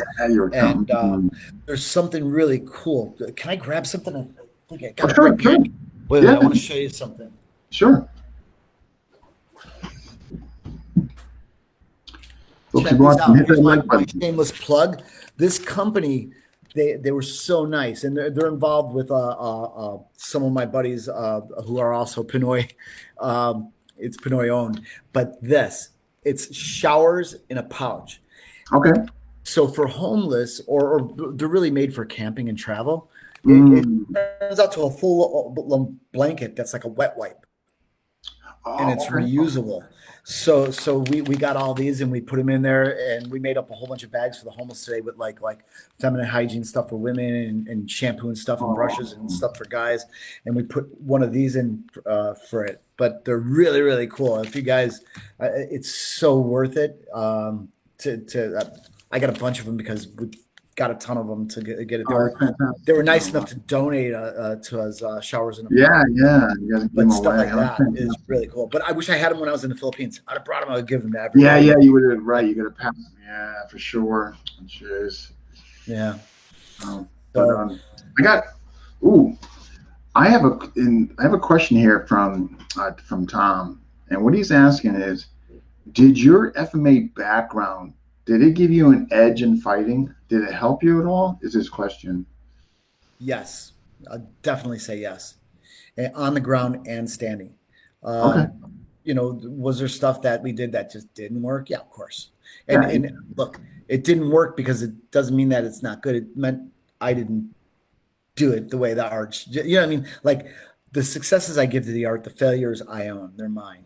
And the answer is there if you work it hard enough and if you time it You know, like, does a jab work? Yes. Does it work? Is it going to work against Mike Tyson? Maybe not, you know? Yeah, And, yeah, pull it off. exactly. But I'll tell you, there was a lot of time. Like I talk about that biweekly fight, boxing matches that we have, or kickboxing. We'll be ground everything we would do. But I remember I was way into gunting, working guntings. You know what guntings are? Yes. Like limb destruction and stuff like that. Yeah. And I'd work it in the class, normal kickboxing classes, like in Guru's JKD class and stuff. But you gotta remember, we have big boxing gloves on, so it's a little cumbersome and hard to do. But I would hit a guy and boom, and I would get blasted. And I went through a lot of punishment to get to the point where I could hit that target. And when you're wearing all the gloves, it wasn't conducive to it. So I'd hit him in the arm, they'd be like, ah, so what? But then I found out, like, if I was doing stuff with either MMA gloves on or if I did stuff without it, I was getting effect. Doesn't mean I get it every time. Does a jab work every time? No. But I mean, No, I started going, hey, my hit ratio is going up, you know, or my scoring, and the effect was happening. And I developed a lot of that in the ring. Like, there was a time, I know it's silat, but you know the sarung? Yes, yes. You know the sarung? Guru Dan would put me in the Thai boxing class and he'd throw the sarung on me. And so I'd have it looped around my arms, and I'd be Thai boxing. Guys would grab onto it and own me and stuff at the time. But I started getting success with, like, snapping them with it, you know, like jamming into somebody's face or getting a wrap. Oh, he's snapping it out. Okay. But he put me in a sparring class with it. You know, it was like Joel and I and Mike and all the usual crew. But we would go in. It wasn't me alone, but he would say, I want to see what happens. Go. And he would have us work that. And I noticed, oh, it's not working. It's not working. It's not working. Ooh, it worked. It's not working. It's not working. Ooh, it worked. Hey, it worked again. Yeah. Ooh, now it's not working again. You know, and your average goes up. If you really, really work the stuff, you can make it. You could apply it. You know, and a lot of the ground stuff that I had learned in the Dumog stuff, it's a big part of my wrestling game today. I think I'd be lost without it, you know. But you know, you got to remember, back when I was fighting and I was competitive with this, UFC was in its infancy. You know, in fact, I was fighting before there was a UFC in No Holds Barred. You know, it was back during the Gracie's in Action. You remember that video? Right? Okay, yeah. Yeah. And I just remember it was a true contrast of styles. You'd have a kickboxer in there against a judo guy, against a wrestler, against Thai fighter. And so it was, now it's MMA. Back then it was really different styles. But with the Guru Dance Camp, in a way, it was MMA already. We already had a plan. And then with Yuri Nakamura, we really had it. And Yuri was so cool because if I did something, he'd go, that wasn't shoot wrestling. And he goes, but it was good. Do it. You know, and he'd give me the thumbs up because he had that Inosanto flavor in him too. Oh, okay. You know, that mindset of let's grab everything and make it work. But on the ground, FMA was a big part of things that I did. And I've submitted a lot of people with it. In fact, oh my God, can I, you know what? I'm not going to pull it. I'd have to hunt for this picture. Hold on. I can pull it up on my iPad. I know where it's at right away.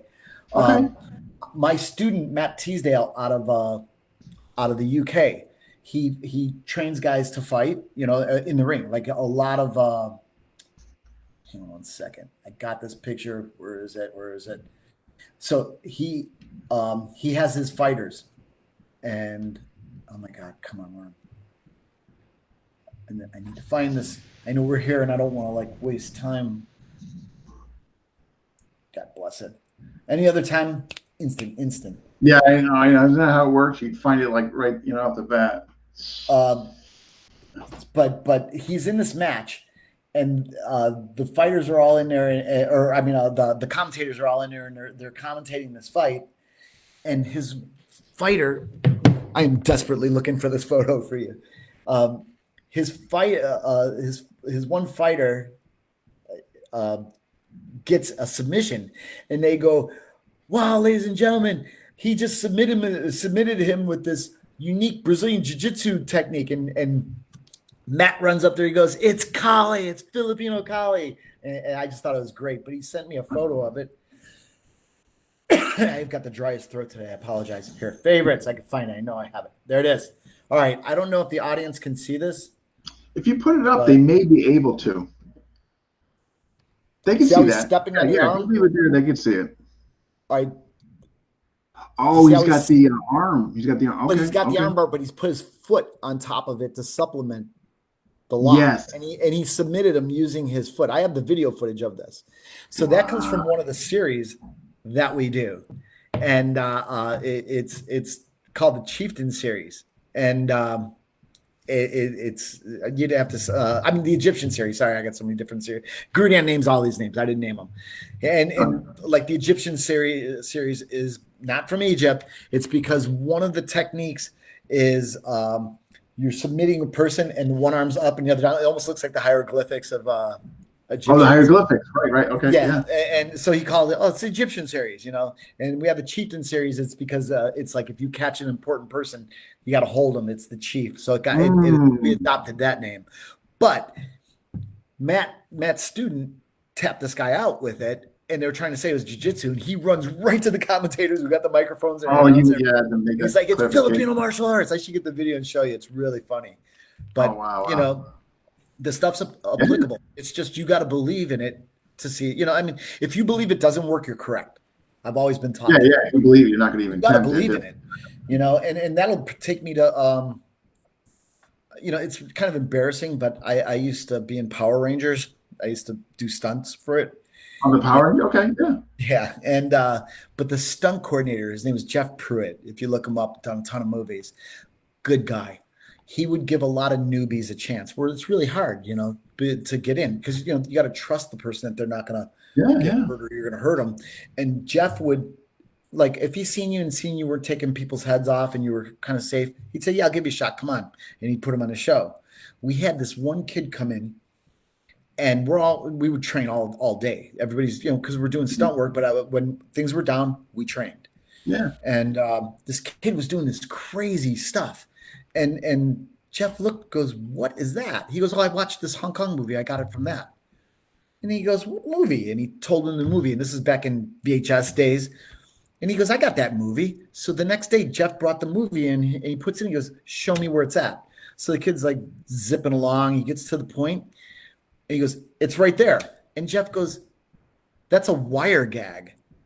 And the kid's like, "What?" He didn't know what a wire gag was. You know what a wire gag is now today, where they got you on a harness and they're flying through the air doing something. Oh, wire. Okay, Jeff okay. goes, "You got to do that with wires." And he goes, "Oh, I didn't know." But here's the moral of the story is no one told that kid it couldn't be done. He Yeah. figured out how to do it. If somebody would have probably been there and said, "You can't do that, you need a wire," he probably would have never done it. He probably would have never looked into it. Right. Gotcha. But nobody told him that. So he went, "I'm going to figure this out." And he figured it out. And I'm not saying it was Crouching Tiger where he's running through the air, but it Yeah. was some crazy wazoo technique Yeah. that you just kind of jaw dropped and went, "Oh my God, I can't believe that he can pull this thing off." Wow. And it was a learning lesson for me because I went, you know, it's you know Fosbury, the Who's that? Fosbury flop, Fosbury Flat? No, no. jumping over the backwards, you know, Oh, okay, okay. I didn't know it was called that, but when, okay, okay. yeah, when Fosbury developed it, people said you're going to jump backwards and bridge yourself back. That's stupid because everybody jumped over head first over or sideways over. And here's this guy going over backward. And they said, "You're nuts." And you know, they were majoring the success of the art on their lame ass. I hate to say it that way, Mm. you know, where there's somebody else who's doing it their way. And it was proven that it could be done a different way, you know, and that's kind of the way I looked at, you know, I look at a lot of the art is it can be done. It's there for a reason. And it's taught, you know, provided somebody's not making it up there on the spot. But Yeah, a lot of provided these it's not. that Yeah, we yeah. accept, like I'll give you. This is not FMA, but you know, Bo Pai is in Jun Fan I'm sorry. What was it or in again? Wing Chun. Even Bo Pai is like picture the dummy when you do like if you're doing set 6, they go like that and they hit. It almost looks like an anime movie where boom and they're doing that. I've Okay. hated it for life. I hated it. Couldn't stand it. We would do whatever and they would say go Bo Pai, and Bo Pai is like where you're hitting the face or the body like I'd that. say. Oh, okay, okay, okay. And I thought this is horrible. Then I met Randy White. You know Randy White, Dallas Yeah. Oh Cowboys. my God. the defensive tackle. Yeah, and Randy, a lot of people don't know it, but Randy White was, Inosanto trained him, Yeah, I and remember that's they what were made the him Dallas Cowboys. Yeah. right. And so he goes, Ron, what I love is bow pie, and I go, what? And he goes, was my favorite. And I go, what do you do? And he go off the line. Everybody comes up and they push. He would just hit one arm up, one arm down, and go bam, and guys were flying away. He goes, No granted, kidding. football's not fighting, but you still got a 300-pound man trying to throw your butt to the ground. And he was scoring with bow pie, And I definitely remember reading about that, how the training with you guys definitely enhanced his ability to manipulate the offensive guard or tackles, arms. He credits like 65 of his sacks in a season to Hubud, I think. Clearing, it made him MVP. And he credits FMA with it. Yeah. So and he's I know. I awesome. definitely never seen. Yeah, that is incredible. So FMA is definitely in my game, in my like sparring game or my fighting game. And I. So what do you? We went over this yesterday. Why do you think FMA is so underappreciated? Like overall, I mean, why? It's weird. I think the allure of Bruce Lee. Everybody wants to be Chinese.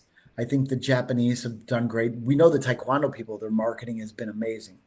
Oh my God, for kids programs? Yeah, I think that the Brazilian Jiu-Jitsu people stole a lot of their marketing ideas, which is brilliant. They told. To get their name. I totally agree with you.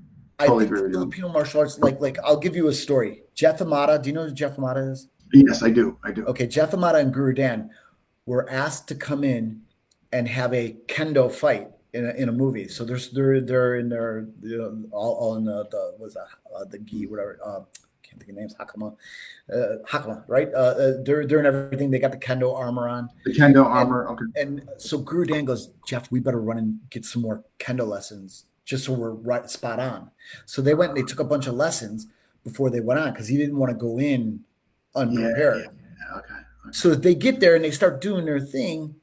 And the director goes, no, what are you doing? And he goes, well, we're doing kendo. He goes, that's not what I want. I've seen you. That's not what I want. And he's like, well, what do you want? He goes, I've seen you do this thing. And he goes, well, that's Filipino martial arts. He goes, yeah, do that. Okay. So a lot of the stuff that you see in movies is actually FMA. And I mean, we could go through this. I could show you a ton of stuff. It's FMA and it never gets the credit. They'll say that they were kung fu artists. They'll say they were karatekas. They'll say everything. It's just FMA gets like they're like the redheaded stepchild, but everybody wants them. Good marketing?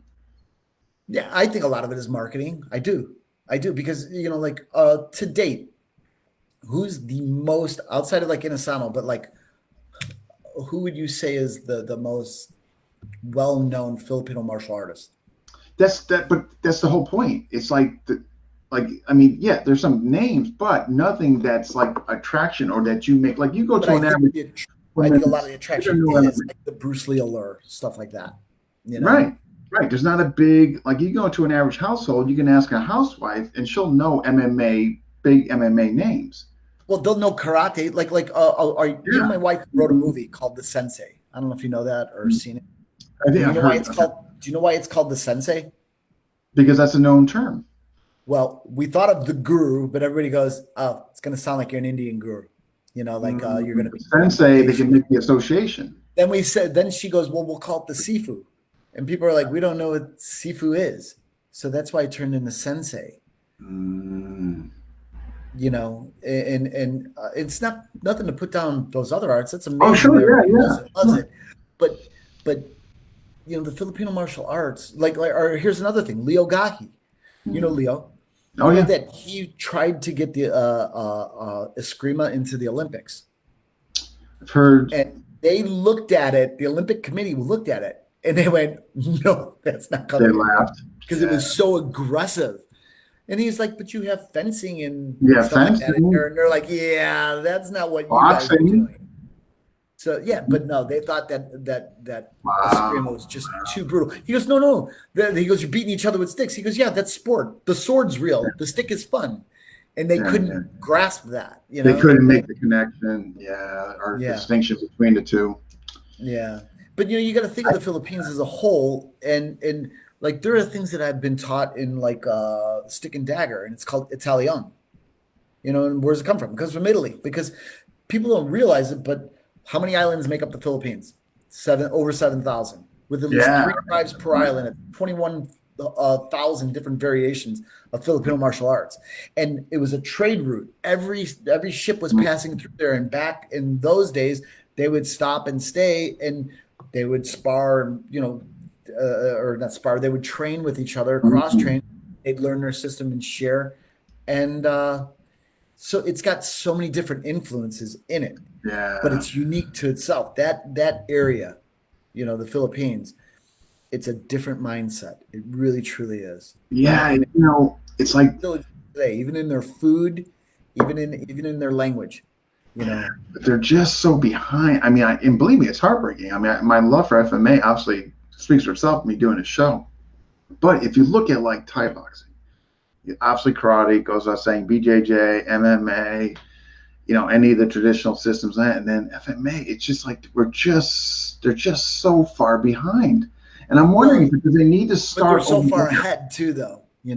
And some Filipino. What I mean, they're so far ahead. They're so far ahead that through the Hollywood thing, they're try to call it other arts. No, and I think that's fantastic. What I'm thinking is, do you think it needs to start over there, as far as the market, and then work its way west, or do you think it's Hollywood? Here now, we have the Bourne Identity. What is right away? Jeff Amata goes, even Matt Damon says, I train in Filipino martial arts. Yeah, no, I remember. I know it wasn't the best movie in the world, but I trained Aaron Eckhart for I, Frankenstein. And Aaron's like, it's Kali, but there's always going to be setbacks too, because some stars, they don't really understand it. Like I've trained a lot of people, and I'm not going to speak ill against anybody, but a couple major stars that I've trained, they go on and they go, yeah, some Korean stick art we were doing. I'm like, what? So, they don't, it's not important to them, No, it's not important. Yeah, they get,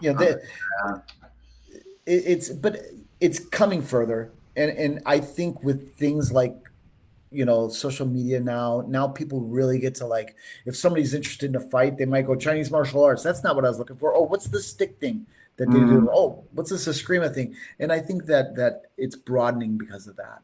And I think that it's getting it. I hope so. I really do. I really hope. I mean, I really hope so. I mean, it's just crazy. They need to get their due. I mean, here's the deal. I always run this by my guests when we hit that hour and a half mark. Okay. We still got quite a bit of contact. Yeah.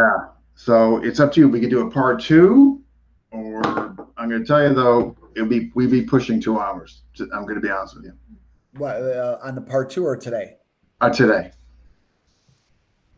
If you want to go on, I'll go a little longer. I mean, we might be boring people. I don't know. But I don't know. Going to need a part 2 because we've only scratched the surface. Yeah, either way, I'll stay on for a little longer, or we can get it. I'm gonna cut out in a little while. My wife's got like a Father's Day thing with the kids that we're gonna do, but I do have a little time for it. I do got I got a question here from. You know what? I can make an excellent part 2 with you. I can cover Mars. I can cover Sea-Lot. I can cover your Hollywood. I can cover your stuff, cold steel, your weapons. I mean, I could make a really good part 2 if you want to come back. We'll do a part 2. Okay. The website, my shameless plug, this month, June, we did a big change. So the annual price is dropped significantly. All right, we can cover that. Content went up, and I'm teaching 2 free classes on Zoom a month. Yeah, we should do part 2, because I'm telling you, like, people have gotten, and I think you would too. Like, I know for a fact through interviews, people have picked up students. You know what I mean? Yeah, no, I mean, people, like, I have had the podcast. If people have something to sell, by all means, I would love to have. Yeah. We need each other. Even with you, Dean. If you want to come on, if you got something to push, I'll have you on my thing. Filipino martial arts. We need to stick together. We got to Yeah, promote no, it, I appreciate it. and we need to just So prosper. let's do one more question, then let's, I guess, schedule for a part two. It'd be sooner than later, just so we wouldn't lose the effect. If Yeah, that's that's fine. okay. Now's a good time because once seminars start again. Yeah, yeah, we'll catch you. Oh, the other here's another shameless plug. Diana. Okay. Do She you know wants what to the come on. 501st is? I Do just you know what the 501st is? no, no. What's that? Star Wars, the 501st Legion. Oh, It's I a mean, charity group. They cosplay. They have all their own armor. They make it, but they go to okay, okay, hospitals and they do stuff okay. for cancer, kids with cancer, stuff like Oh, that. neat, neat. They're inducting Diana into the 501st on August 22nd in Hollister, California. So if you guys are out that way, the 21st we'll be teaching a one-day seminar at Mark Preeter's school out there in Hollister, and the second day is the 501st Legion's induction of Diana. Now they've done it; they'll 22nd? induct like big Star Wars casts, like they've done obviously George Lucas, Mark Hamill, Carrie Fisher. So they're putting Diana into it because she's, I don't know if you do you watch it? Do you know about her in Mandalorian? Oh yeah, yeah, yeah. Yeah, Oh yeah, yeah. yeah. I was hoping So, one day she'd come on here, but I don't know. We'll see. yeah, right now, everybody's asking her, and I'm sure they literally are. I'm sure they are. Lucasfilms, Yeah, I'm sure they are. it all goes through their management now. No, I'm sure. Yeah. I'm sure she's well sought after, Well, right? no, she's so humble. She'd be like, "Yeah, I Yeah, don't care," yeah. It's but they put a lot of restrictions and a lot of Oh, not we did. restrictions. Or Just they're trying to make her more sought after. I think you know what I mean. no, I It's like got you. Yeah, yeah, yeah. yeah, But or one day we get you both on. yeah. Yeah, Um, I'll talk to her about it. We'll see. yeah, yeah, yeah. Yeah. Tell her. Yeah. All right. So here's Carl's question. What what makes an FMA system work in the street for the average person? That's Carl's Believing, question. we talked about this, believing in it. And not just look, you got to stress test stuff. You got to pressure test it. Mm, And if you're sitting there and if you're like drills are amazing, I love them and I do drills. I have more drills than I could count. I have more drills that I probably do that I shouldn't I should narrow it down. But pressure tested too. And I found that like like drills are important. Pressure testing it is important too. And if you're just doing a repetitious flow, that's great. It burns it into you and it's part of the puzzle. But if you can't get it while somebody's got ill intent in sparring, who's not being totally passive and putting their arm out there for you to do stuff. yeah, or leaving their arm out there. Yeah. So what I recommend, and look at, I'm not telling everybody get in a ring and kill each other. Yeah. But there is a time like Guro used to make us fight with soft sticks too, but a lot of times we fought with real stick. And he said, I realized that everybody's like getting a lot of injuries from just the hard stick all the time. He goes, but you need to taste it once in a while. You got to feel that to know. And like I've seen some people to where they look brilliant. They're beautiful. Their technique is just spot on. And some of them train with me, and some of them have gotten a ring, and then I'm crude. I think I'm one of the worst looking guys at applying this stuff. But I believe in it and I'll force it and I try to make it work. It doesn't mean I always, but I get some success. And where I'll see when a lot of people they're so into just the drilling part and the look part. To where when the pressure's on, they're not used to that fist coming right at your face. And, I'm trying to get it. And if you don't get it, you're going to get clocked. And that's the part you need. So by all means, train. And if you're not into sparring, good. And drills better than, like begging, I guess sometimes, at least you have that drilling in you that you could draw from instead of just going, please don't hit me, but drills. Like there are so many facets. Hey, outside of FMA, but I do put it in with it. There's a book called Tough Target. Tough Target. Okay. Yeah, and it's by Sergeant was it Bittenbacher out of am I saying his name right? Out of Chicago, and it will tell you a lot of what you do. And the reason I'm saying it with FMA is drilling, I think, will give you a confidence. And even if let's say you can't apply it, if you can exude that confidence and know that you have at least a tool in your box, does something. And a perpetrator, someone who's going to accost you, someone who's going to try to harm you or kill you or rape you or whatever, they're looking for a victim. They're not looking for somebody who's going to fight back. Yeah, right. There's always the exception to the rule, but odds are, like you see Scared Straight where they interview inmates and they're saying, who would you go after? And they show them pictures. They'd be like this one. It's the ones that are meek and timid. I think drilling can give you a confidence to where if something does happen, at least you have something, and I think you'll present yourself. They talk about like the 3 millimeters, I think it is. You ever hear that? Like Anthony Robbins talks about it. Martial artists talk about it. Like if I sit here and I put my shoulders in like this, and picture I have this pen stuck in my chest. If I go like that, the pen's pointing south. It's going down almost. Okay. When I sit straight up, all of a sudden that thing's up. It's wrapped. Okay. Myself. And I think that if you're scared, if you're timid, you're going to go, and it's you can change your whole state of mind. Try to look at this. As an actor, which I've done a little, but I'm not really an actor, but I do know this. If you put your body in a posture, you'll exude that. So if I'm timid and meek, I'll be here and I'll kind of be like a little withdrawn, a little sunk in.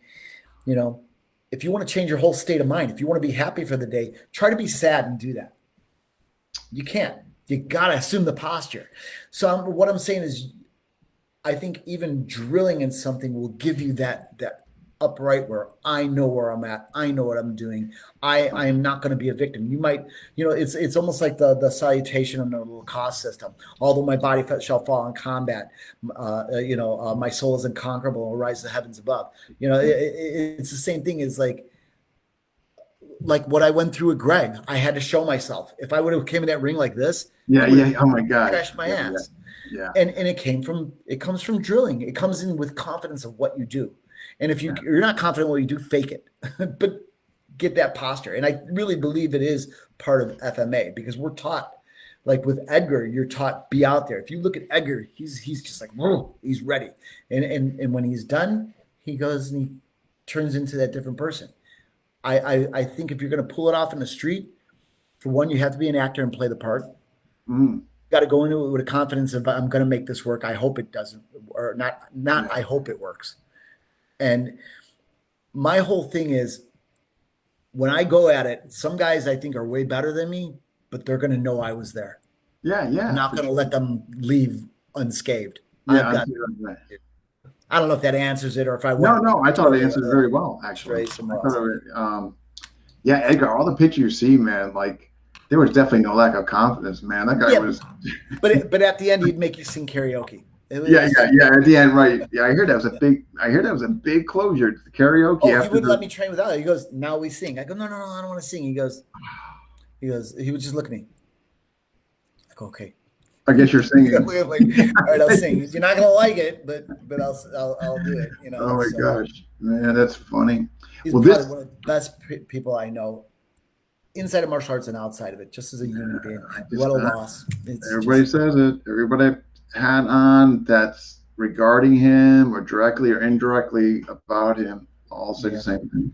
I miss him. He's so much fun. You would have loved him, I know. But he lives on. We're lucky enough to where there is film. I've got so much film on him. I should release it sometime just for people. Oh my God, I bet people would love it. Yeah. He's just too cool. He's so much fun. Oh wow. All right, my friend. So any other questions?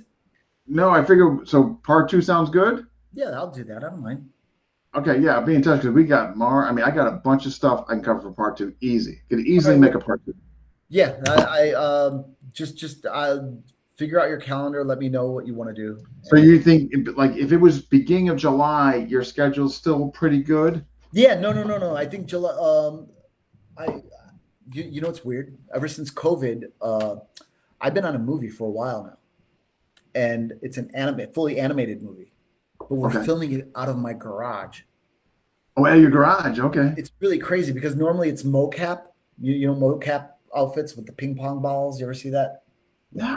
Oh, Like no. like we're like think of like people out there will notice like computer generated images and stuff like Okay. Okay. they'll have balls at all the joints and the limbs to where you could see the movement. Well, Okay. they couldn't do it because of SAG rules, and the whole industry was like locked down. Yeah, so Diana and I were putting fights together, and they would either watch live on Zoom or whatever Mm, format they had, or we would just upload video and give it to them, and then they would animate us. okay. And but it's been slow moving, but it's been work. Okay. So I've Wow. been home. Obviously, like I've not flown since COVID started. Yeah. Uh, you know, I went from flying out almost every weekend to nothing. To go into your And garage. but having the movie was like a saving grace. You know, we were like, oh, all right, at least there's income coming in. And I'm still on this thing. So I'm still around in July doing it. So I should have Oh, time. good. Good. It would be July. It would definitely. I would definitely get you back in July. Yeah, 100%. that's fine. Yeah. So what is this? We're heading towards the end of the end of Yeah. this. We're. So probably like 2 weeks or so. That's what I'm thinking. Yeah, that's fine. I can make that. August again. If anybody in the California area wants to come out, I'm teaching one day at Mark Preter's, and then Diana will be there. She's going to be inducted into the 501st Legion, and Okay. all the Star Wars geeks will know what it is right away. Yeah. All this. Yeah. All this. Yeah, Okay. but it's an amazing group. You know what they do is Oh, I'm just sure. beautiful. They help a lot of people who just need something in their life. You know, Yeah. hospitals, stuff like that. So Nothing no, wrong with that. great. Yeah. So, all right, my friend. Well, Guro Ron, I really appreciate this. I'm so glad we made this happen. I'm really grateful you came on. Thank you. Thank you. Yeah. I'm sitting there looking at comments, and somebody went, "I can't believe you're Oh talking yeah, about this this." is Be gonna like, get. Yeah, this is I good. don't mind. This is It's gonna be. history. By I'm saying part two, part two, part yeah, two. yeah. So, Oh, all right. So just let me know I times. absolutely will. And, Oh yeah. Oh yeah. okay. All right. 100. Salamat. All right, you take care. Thank you so much. All right, guys. Happy Father's Day, everybody. Take care. All right. Bye-bye. Bye. All right, yeah, part two. So July, definitely gonna make that happen. Try to get it after the 4th or so. Who is next? Who is next? Oh my lordy. Dose Paris, Thursday night. Kleeman and John Mack, Thursday night, and all that. And Friday night, Louis Lindo. So we have a back-to-back Thursday and Friday. So Thursday night, Dose Paris. Friday night, Louis Lindo from Canada. So that's who's coming up next and all that. And if you haven't already, remember, this helps charity. All our money that we are making from FMA discussion is going to charity. So if you haven't already, subscribe to FMA discussion on YouTube. All right, folks. I will see you towards the end of the week. All right, thanks.